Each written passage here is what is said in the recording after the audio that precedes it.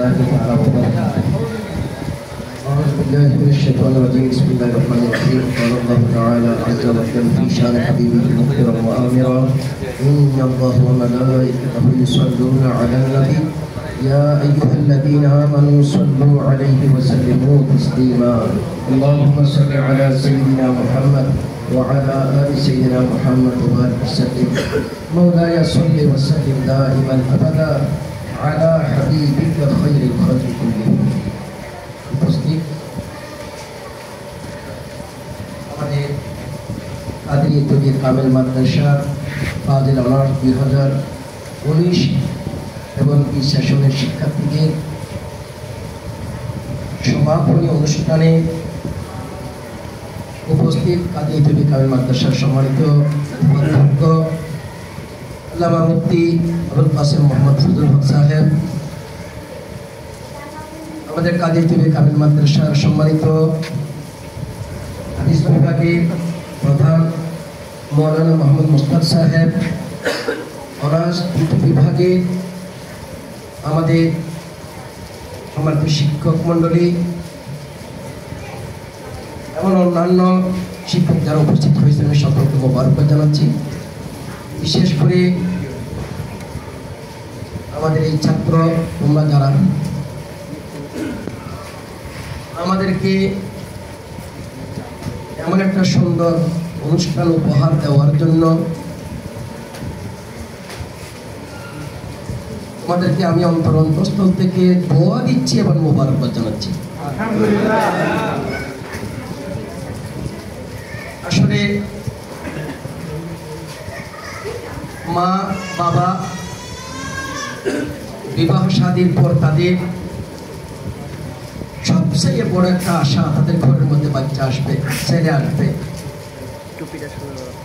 অন্তর এবং চক্ষু জোড়াবে, চক্ষু শীতল করবে।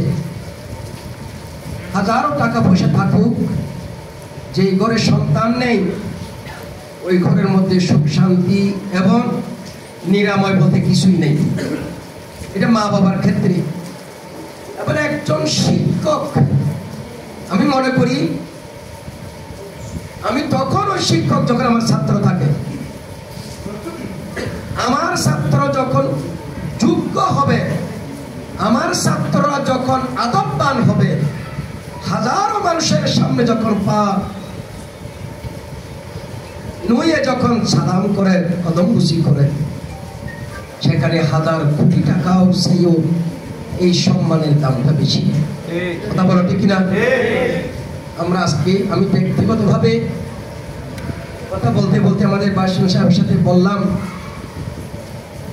যে আমার একটা অনুষ্ঠান আমাদের ছাত্ররা আমাদেরকে উপহার দিয়েছে, এটা আমাদের জন্য স্মরণীয় বরণীয়, আগামী প্রজন্মের জন্য এটা একটা ইতিহাসেই থাকবে। সাথে সাথে অন্তর থেকে তোমাদের জেনে দোয়া করি, আমরা যারা মাদ্রাসায় পড়ি অনেক সময় চিন্তা ভাবনা করি চাকরি মিলবে, ভালো একটা সরকারি কোনো চাকরি পাবো, ভালো একটা পজিশনে যেতে পারবো, আমার গাড়ি বাড়ি ইত্যাদি কি হবে, ইত্যাদি চিন্তা ভাবনায় আমাদের সংকীর্ণ মন যে শেষ পর্যন্ত অল্প একটা চাকরি 2,500-10 হাজার টাকার চাকরি আমরা নিয়ে নিই, সামনের দিকে আর যাই না, অল্প দুষ্টি সামান্য পেয়ে খুশি। হযরত সাইয়্যিদনা মুসা কালিমুল্লাহ আল্লাহর দরবারে দোয়া করেছেন, রব্বি ইশরাহ লি সাদরি, আল্লাহ তুমি আমার সিনাকে প্রশস্ত করে দাও। এখানে সিনা প্রশস্তর অনেক ব্যাখ্যা আছে, তার মধ্যে সংকীর্ণতার ঊর্ধ্বে ওঠে, নবীদের কোনো সংকীর্ণতা নেই, কল্পনা করা যায় না, এটা আমাদের জন্য সবব। তার মানে হচ্ছে নবুয়তের রিসালাতের যে দায়িত্ব যেমন ভারী, তার জন্য অত বড় সিনার দরকার। কথা বল ঠিক না? আর আল্লাহ পাক আমার দয়াল নবী চাওয়ার পূর্বে আল্লাহ পাক রব্বুল আলামিন বলেন, আলাম নাশরাহ লাকা সাদরাক, আমি আল্লাহ হাবিব আপনার সিনা মোবারককে কি প্রশস্ত করিনি? আর মানে আল্লাহ পাক নবী মুসা কালিমুল্লাহ চেয়েছেন অন্তর প্রশস্ততা আমার আল্লাহ নবীকে চাওয়া আগেই দিয়ে দিলেন। সিনা মুবারকের প্রশস্ততা, সিনা বড় করা আমাদের মকসদ, উদ্দেশ্য হচ্ছে তুমি যত বড়, স্বপ্নটা বড় হতে হবে। স্বপ্নটা বড় হতে হবে। আমি মানুষ ছোট হতে পারি, স্বপ্ন বড়।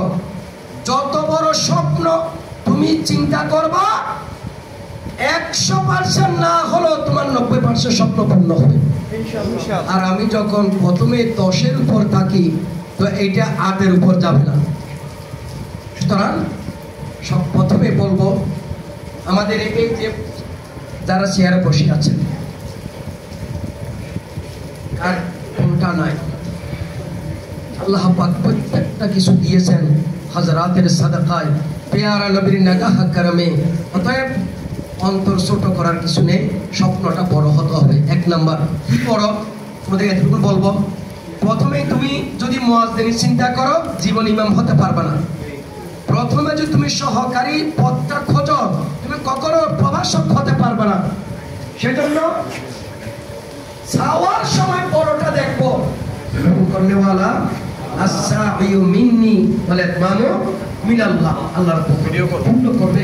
সেজন্য সবসময় চিন্তা করবে যে আমি কে, আমি ইমামুল আম্বিয়ার উম্মত, আমি কে, ইমামে আজমের আমি মুকাল্লিদ, আমি কে, আমি ইমাম গাউসুল আজমের একজন অনুসারী, আমি আওলাদ রাসূলের ইমাম। ওনারা শ্রেষ্ঠ, শ্রেষ্ঠত্বের সাথে যখন আমার মিল, আমি ছোট হব কেন? কথা বলো ঠিক না? সুতরাং তোমাদেরকে বলবো, আমি ব্যক্তিগতভাবে বলি, কামেল পর্যন্ত মনে হয় না আমার মনে পড়ে, এখনো মনে পড়ে না। আল্লাহ ভালো জানেন যে একটা চাকরি করব, চাকরি পাবো, চাকরি করে কিছু করব, আমার কামেল পর্যন্ত আর চিন্তায়ও আসে নাই। না আসার হয়তো তোমরা আমিও বলতে পারি, হয়তো বা এত ভালো ছাত্র না, কি চাকরি পাবো, এইরকম একটা চিন্তা থেকে হতে পারে, অথবা জানি না অন্য কোনো মন মানসিকতার কারণে হতে পারে। সেদিন পরীক্ষা দিতে গিয়ে আল আজহার ইউনিভার্সিটির লেটার আসছে আমাদেরকে স্কলারশিপে। তো আমি আমার মুহাদ্দিস, তোমাদেরকে আরো কয়েকবার বলেছি, আব্দুল হামিদ শাহ রহমতুল্লাহ তাআলা আলাইহি, জগৎ বিখ্যাত ওলি মুহাদ্দিস, ইন্তেকালের পরে যেইভাবে 2.5 বছর পরে তার হুবহু এই অবস্থায় পাওয়া গিয়েছে, রামগড়ের মধ্যে তিনি আরাম ফরমাচ্ছেন। তো ওনার কাছে দোয়া নিতে গেলাম, হুজুর বিদেশ যাবো, টাকা পয়সা খরচ হবে না। তখন হুজুর আমাকে সেই দিন বলেছিলেন, যাও তুমি মুহাদ্দিস হবা। যেখানে আমার ছোট্ট চাকরি করারও যেখানে মনে আসে নাই, সেখানে হুজুর বলেছিলেন তুমি মুহাদ্দিস হবা।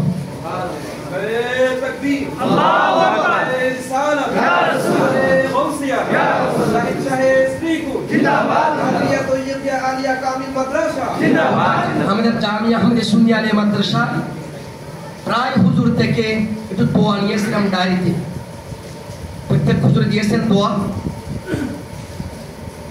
তো দোয়ার সবচেয়ে বড় হুজুর কেবলা আল্লামা তাহের সাহেব তখন মিলাদুন নবী উপলক্ষে বাংলাদেশে তাশরীফ হয়েছে, এসেছেন। হুজুরের কাছে গিয়ে দোয়া চাইলাম, 10 তারিখ চলে যাব। 10 ডিসেম্বর 1995 সাল আলাদাহারে যাব। মাত্র 150 টাকা আমার খরচ হয়েছে। সেই সময় হুজুর কেবলার কাছে যাওয়ার সাথে সাথে হুজুর কেবলা আল্লামা ইকবাল রহমতুল্লাহর একটা কবিতা আমাকে লিখে দিয়েছেন। দিয়েছেন এইভাবে, কি মোহাম্মদ সে ওফা तूने तो हम तेरे हैं, ये जहां सीख है क्या लौह कलम तेरे। तो कदा सिंगसे कर दिलेন, মুখে তাকাইলাম, পাশে নমিশে হুজুর কেবলা আছেন। হুজুরকে বললাম, হুজুর আপনি একটু দোয়া দেন। হুজুর মুহূর্তের মধ্যে আল্লামা ইকবালের আরেকটা কবিতা উনি আমাকে লিখে দিলেন, अगर करनी जहांगीरी मोहम्मद की गुलामी कर, अरब का सर ताज सर पर खुदावंद आजब पंजा। এই কবিতাটা এখনো আমার স্মৃতিতে। দুটি কবিতা আল্লামা ইকবালের আমাকে পথ চলা হুজুর কাবার এই দোয়া ভালো ছাত্র না হলো আজকে এই পর্যন্ত আসার পিছনে আমি মনে করি হাজারাত একরামের দোয়া নেগাহ কারাম। তোমাদেরকে বলবো, তোমরা অনেকে মনে করো আমি তো আরবি ভালো পারি না, আমি ইংরেজি ভালো পারি না, আমি বাংলা ভালো পারি না, আমি অঙ্ক ভালো পারি না, আমি কি চাকরি করবো? না, আশা কখনো ছাড়বা না। যেখানে আল্লাহ পাক রব্বুল আলামিন লা তাহনাতু মির রাহমাতিল্লাহ, গুনার চাইয়ে পাপ, পাপের চাইয়ে বড় অপরাধ কিছু হতে পারে না, সেই জায়গায় আল্লাহ আমাদেরকে বলতেছেন লা তাহনাতু মির রাহমাতিল্লাহ ইন্নাল্লাহা ইয়াগফিরু যুনুবা জামিআ ইন্নাহু হুয়াল গফুরুর রহিম। আল্লাহ যেখানে আমাদেরকে নিরাশ না হওয়ার কথা বলেছেন, গুনাহ ক্ষমা করবেন কে? আল্লাহ। তো যে আল্লাহ আমাদেরকে নিরাশ গুনাহ করার পরও নিরাশ না হওয়ার কথা বলেছেন, আমাদের কাছে এখন এলাম আসেনি, অথবা আমি এতটুকু উপযুক্ত হতে পারিনি।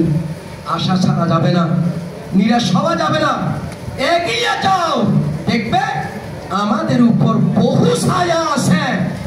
আল্লাহর প্যারা নবী থেকে শুরু করে সাহাবায়ে কেরাম, আওলাদে পাক, আহলে বাইত, আউলিয়া ইকরাম, বুজুর্গানে দ্বীন, সারে তারিকের ইমাম, সারে মাযহাবের ইমাম, আমাদের হাজরাতে কেরামের ছায়া আমাদের উপর সর্বদাই আছে, ইনশাআল্লাহ থাকবে। সেজন্য আফসোস করার কিছু নেই। দেখো এখান থেকে তুমি বড় আশা নিয়ে এগিয়ে যাও, বড় কিছু হতে পারবা, কিন্তু মন ছোট করবা না। ইনশাআল্লাহ আল্লাহ পাক রব্বুল আলামিন তোমাদেরকে গন্তব্যস্থল পৌঁছাই দেবেন, মকসদে মঞ্জিল পর্যন্ত ইনশাআল্লাহ পৌঁছাবেন, আল্লাহ কবুল করুন। দুই নাম্বার তোমাদেরকে এতটুকু বলবো, কিতাব পড়ার বয়স শেষ হয়ে গিয়েছে? না, শেষ হয় না। আমাদের জালাল সাহেব হুজুর কেবলা রহমাতুল্লাহ আলাইহি তিনি বলতেন বারবার, এইরকম বক্তব্য যখন অনুষ্ঠান দিতেন তখন তিনি বলতেন, কামেলের বিদায় অনুষ্ঠানে তিনি প্রায় সময় বলতেন, কামেল পর্যন্ত যা ভুল করছ, অন্যায় করছ, যাই করছ, এগুলো এখানে শেষ। এগুলো আমাদের শিক্ষক পর্যন্ত সীমাবদ্ধ, আজকে আমরা মাফ করে দিলাম। কিন্তু মনে রাখবা, যেদিন থেকে তোমার প্রাতিষ্ঠানিক জ্ঞান অর্জন করা শেষ হয়ে যাবে, সেই দিন থেকে মৃত্যু পর্যন্ত যত ভুল করবা, এটা ভুল হয়ে থাকবে, ভুল হয়ে থাকবে। সেজন্য তোমাদের সেই ভুলের রাস্তায় না যাওয়ার জন্য মন মানসিকভাবে প্রস্তুতি নিতে হবে যে আমি সমাজের একজন রাহবার হব, আমি রাষ্ট্রের একজন রাহবার হব, আমি একজন প্রতিষ্ঠানের পথ প্রদর্শক হব, আমি এই মাযহাব মিল্লাতের একজন আবদা গোলাম হব। আল্লাহর নবী দন্দান মোবারক যে শহীদ করেছেন, আল্লাহ নবী ঘর থাকতে পারতেন, কিন্তু কেন 26-27টি যুদ্ধের মধ্যে আল্লাহ নবী অংশগ্রহণ করলেন? দোয়া করলে হাদিসে এসেছে উহুদ পাহাড় আল্লাহ স্বর্ণে পরিণত করে দিত। কথা বল ঠিক কিনা? অর্থাৎ খাজা গরিবের আওয়াজ যদি ডাক দেয়, আর সাগরের পানি যদি বদলাই আসতায়, আমার দয়াল নবী ডাক দিতেন, যাকে আল্লাহ বলেন উতিতু মাফাতিহ খাজাইনিস সামাওয়াতি ওয়াল আরদ, আসমান জমিনের যাকে চাবিকাঠি এবং ধনভাণ্ডার সবকিছু মালিক যাকে আল্লাহ বানিয়ে দিয়েছেন, সেই নবীর ঘরে কয়েকদিন পর্যন্ত খাবার নেই, রুটি নেই, কষ্ট খেয়েছেন বহুদিন পরে। মাসের থেকে বেশি কয়েকটি বর্ণনা এসেছে। সেই নবী পাক কেন যুদ্ধের ময়দানে গেলেন? আমাদের যুদ্ধের ক্ষেত্র, যুদ্ধের ময়দান, সব জায়গায় আমাদেরকে এগিয়ে যেতে হবে, আমাদেরকে সাহস নিয়ে এগিয়ে যেতে হবে। প্রত্যেকটা কাজে এলম অর্জনে, আমাদেরকে চাকুরিতে, আমাদের দিন ধর্ম প্রচারে, মাযহাব মিল্লাতের কাজ করতে গিয়ে সাহসিকতার সঙ্গে এগিয়ে যেতে হবে। আল্লাহর মদদ হবে, হাজারাত ইকরামের নেগাহ করম হবে। পরিশেষে এতটুকু বলবো, কোন ছোট করবা না কখনো। মাদ্রাসায় পড়েছি, আমরা অহংকার করি, গর্ব করি যে আল্লাহ পাক কেন আমার মার মাধ্যমে, বাবার মাধ্যমে আমাকে মাদ্রাসায় পড়াইয়েছেন। এটা অহংকার আর গর্বের বিষয়। কখনো ছোট করবে না। ইমামরা ইমামের উপর থাকে প্রেসিডেন্ট, দ্বিতীয় কাতারে থাকে। পদ ছোট না বড়? ইমামের পদ ছোট না বড়? বাংলাদেশের প্রেসিডেন্ট একটাও নামাজ পড়াতে পারে না। সামনে যত বড় আমির ওমারা যেগুলো আসবে, সামনে যা দেখতেছি, এগুলো নামাজ পড়াতে পারবে না, দেশ চালাইতে পারবে? কেরাত পড়তে গেলে ভুল করবে, এরা জাল হাক্কা বলবে, কথা কয় ঠিক কিনা? সুতরাং তোমাদেরকে এতটুকু বলতে চাই, এগিয়ে যাও ইনশাআল্লাহ। আমাদের হাজরাত যেখানে খান আব্দুর রহমান চৌরবী রহমতুল্লাহ, যিনি মাদ্রাসায় পড়েন নাই, তিনি যদি এত বড় দরুদ শরীফের কিতাব লিখতে পারেন, আল্লাহ পাক সেই আওলাদ রাসূলদের সিলসিলায় যে আমরা, আল্লাহ কেন আমাদেরকে বঞ্চিত করবেন না ইনশাআল্লাহ। তোমরা এগিয়ে যাও, পড়া বন্ধ করবে না এবং মাদ্রাসাকে স্মরণ করবে। আমাদের ওলামা ইকরাম বিশিষ্ট ওস্তাদদের দোয়া সবসময় নেবে। এখনো আমরা আমাদের যারা আছি, মাসালা আমি জানলো, আমরা টেলিফোন করে আমাদের সৈয়দ ওসির রহমান শাহ হুজুর কেবলাকে টেলিফোন করি, আমাদের ওয়াজ শাহ হুজুরকে এখনো টেলিফোন করি। এখনো রাত নাই, দিন নাই, ফজর নাই, আমরা যে কোনো সময় টেলিফোন করবো ওস্তাদদের। কেন? এমন একটা সম্পর্ক হয়েছে, ওস্তাদে হওয়ার পর ওনারা আমাদের টেলিফোন করার পর বলেন রাখি দাও না, তোমাদেরকে আমাদের সাথে এমন একটা সম্পর্ক যেটি ইতিপূর্বে হয়ে আসছে, যাতে এটা মৃত্যু পর্যন্ত এই সম্পর্কটা থাকে ইনশাআল্লাহ। কিয়ামতের ময়দানও এইভাবে আমরা উস্তাদ শাগিরিদ যারা ইলমের খিদমত আঞ্জাম আছি, আল্লাহ পাক আমাদেরকে এইভাবে হাশরের ময়দানে আলেম ওলামার সাথে হাশর করান, আমিন আমিন। তোমাদের সুন্দর ব্যবস্থাপনার জন্য আগামীকাল, আগামী ভবিষ্যতের প্রজন্মদের জন্য তোমরা একটা উদাহরণ রেখে গেলে, মান সান্না সুন্নাতান হাসানাতান ফালাহু আজরুহু ওয়া আজরু মান আমিলা বিহা। এই হাদিসের আলোকে আমি বলবো, তোমরা আমাদেরকে যেমন খুশি করেছো, এবং আমরা অনেকাংশে নিজের মধ্যেও চিন্তা করতে আমরা তো পারলাম না। আমি এক ইস্কনের বাসিম সাহেবকে বললাম, জি বললাম যে আমরা একবার শুরু করেছিলাম আমার সমাবর্তন অনুষ্ঠান করার জন্য, কাদরিয়া মাদ্রাসা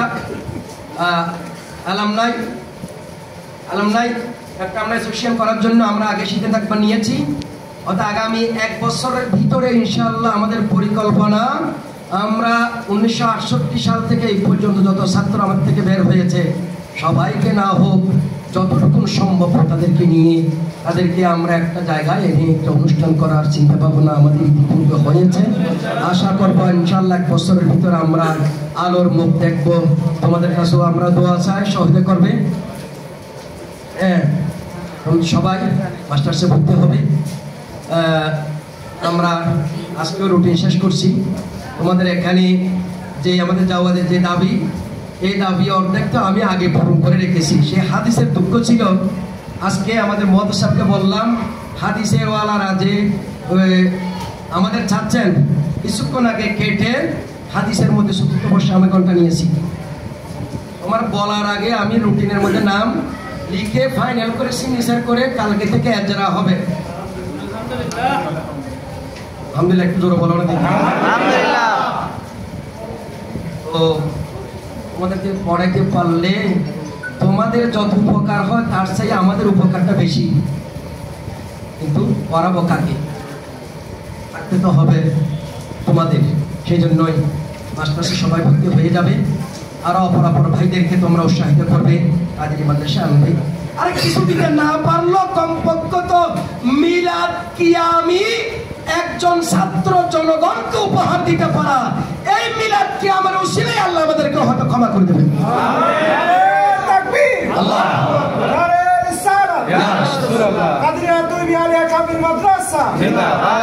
তুমি কে আমি কে, তোমরা আমাদের জন্য দোয়া করবা। তোমাদের গুনাহ আমাদের সেই অনেক কম, তোমাদের দোয়া কম হবে বেশি।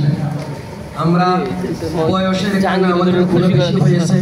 তোমাদের কাছেও আমরা দোয়া চাই, দোয়া করবো মাদ্রাসার জন্য, শিক্ষকদের জন্য, পুরো মাদ্রাসার জন্য তোমরা দোয়া করবে। তোমাদেরকে যারা পড়াইয়েছেন, কষ্ট করেছেন, তাদের জন্য দোয়া করবে এবং ওস্তাদরাও দোয়া করবে। আজকে তোমরা মন খুশি করে ফেলছো ওস্তাদদেরকে। আমাদের হাসান সবাইকে কান্দিয়েছে, চোখের পানি সবাই এসেছে। আজকে আমার সেই কথা মনে পড়ে, মিশন যাওয়ার সময় জামিয়া আহমেদ সুন্নি আলমগীর খান একা বিদায় অনুষ্ঠানের মধ্যে সেদিন আমি বক্তব্য দেওয়ার জন্য দাঁড়াতে গিয়ে পড়ে গিয়েছি, কাঁদতে কাঁদতে শেষ পর্যন্ত আমাদের বাচ্চা সাহেবরাও ছিলেন। এখনো সেই স্মৃতি মনে পড়ে। আজকে তোমাদের এই বিদায় নয়, আজকে দোয়া নেওয়ার দিন বলবো। ইনশাআল্লাহ তোমরা আরো এগিয়ে যেতে পারবা, সেই জন্য আমরা দোয়া করব। আমাদেরও অনেক সময় তোমাদেরকে যা চাহিদা পূরণ শত 100 করতে পারিনি, সে আমাদের ত্রুটি বিচ্যুতি আছে, সীমাবদ্ধতা আছে, সবকিছু মিলে তোমরাও আমাদেরকে সুন্দর দৃষ্টিতে দেখবে। আশা একরামের সীমাবদ্ধতার কারণে পারেনি। অনেক সময় আমরা তোমাদেরকে তুই বলি ফেলি, অনেক সময় অনেক যেটা সুন্দর মানায় না এরকম কিছু করে ফেলি, তোমরা আমাদেরকে সুন্দরভাবে ক্ষমা দৃষ্টি দেখবে। যে ওস্তাদেরকে হয়ে গেছে, এটা আদর, এটা মায়া, এটা দোয়া হিসাবে নেবে। আমরা আমাদের অন্তর করে তোমাদের জন্য দোয়া করি। আল্লাহ পাক প্রত্যেক আজকে 72 জন তোমরা ছাত্রছাত্রী যারা আমাদের আজ থেকে আজকে সমাপনী অনুষ্ঠানে আসো, আল্লাহ যাতে কাউকে বেকার না রাখেন, প্রত্যেককে দিন মাযহাব মিল্লাতের জন্য আল্লাহ কবুল করেন। এবং তোমাদের এই 72 জনের মাধ্যমে যাতে গোটা বাংলাদেশের প্রান্তে প্রত্যেকটা এলাকায় সুন্নিয়তের আওয়াজটা তোমাদের মাধ্যমে আল্লাহ কবুল করুন, এই প্রত্যাশা রেখে শেষ করছি। ওয়া আখিরু দাওয়ানা আলহামদুলিল্লাহ।